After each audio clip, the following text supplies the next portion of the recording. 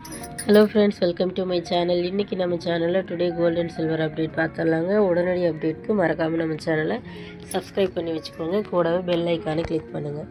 இன்றைக்கி காலையில் 1 gram price பார்த்திங்கன்னா 13,135 ரூபாய்க்கு இன்றைக்கி கோல்டு சேல் ஆகிட்டுருக்குங்க. இது நேற்றைய விலையோடு கம்பேர் பண்ணும்போது ஒரு கிராமுக்கு 35 ரூபா வரை இன்றைக்கி அதிகரிச்சிருக்கு. ஒரு பவுனோட ப்ரைஸ் பார்த்திங்கன்னா 1,05,080 ரூபாய்க்கு சேல் ஆகிட்டுருக்கு. இது நேற்றைய விலையோடு கம்பேர் பண்ணும்போது 280 ரூபா வரை இன்றைக்கி அதிகரிச்சிருக்கு. சில்வரோட 1 கிராம் ப்ரைஸ் பார்த்திங்கன்னா 235 ரூபாய்க்கு சேல் ஆகுது. ஒரு கிலோ 2,35,000 ரூபாய்க்கு இன்றைக்கி சேல் ஆகிட்டுருக்கு. சில்வரோட விலையில் எந்த ஒரு மாற்றமும் இல்லை. இன்றைக்கி கோல்டு கொஞ்சம் அதிகரிச்சிருக்கிறதுக்கான ரீசன் என்னென்னு பார்த்திங்கன்னா, அமெரிக்காவோட குறுகிய கால பணவீக்கம் கொஞ்சம் குறைஞ்சிருக்கு. பணவீக்கம் குறைஞ்சிருக்கிறதுனால கோல்டோட ரேட் கொஞ்சம் அதிகரிக்கிறதுக்கான வாய்ப்பு இருந்தது. அது மட்டும் இல்லாமல் உலக மார்க்கெட்டில் கோல்டு $4,000 அப்படிங்கிற அளவை தாண்டி இன்றைக்கி சேல் ஆகிட்டுருக்கு. அதனாலேயும் கோல்டோட ரேட் இன்க்ரீஸ் ஆகிருக்கு.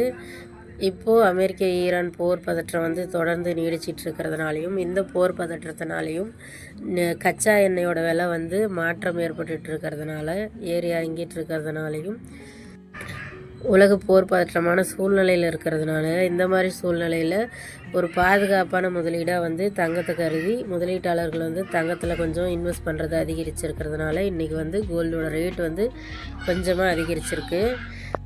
வெள்ளியோட விலையில் மாற்றம் இல்லாமல் கொஞ்சம் அதே ரேஞ்சில் இருக்கிறதுக்கான ரீசன் பார்த்திங்கன்னா, வெள்ளி தொழில்துறைக்கு மட்டும்தான் கொஞ்சம் பயன்பட்டுருக்கு அதிக அளவில்.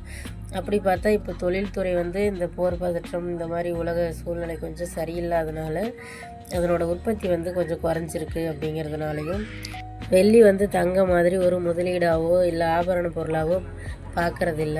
அதனால் வெள்ளியோட ரேட் அந்த அளவுக்கு தங்கத்தளவுக்கு இன்றைக்கி இன்க்ரீஸ் ஆகலை. அது தொடர்ந்து அதே இடத்துல இருக்குது. வெள்ளி சோலார் பேனல் மற்றும் எலக்ட்ரானிக் இந்த மாதிரியான தொழில்துறை ரீதியாக 50% வரை பயன்படுத்தப்படுது.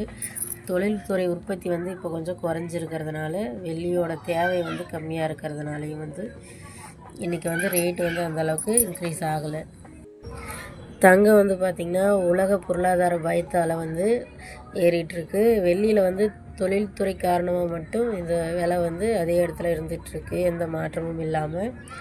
தங்கம் சர்வதேச கரன்சி மாற்றத்துக்கு ரியாக்ஷன் ஆகி அது ரேட் இன்க்ரீஸ் ஆகும்.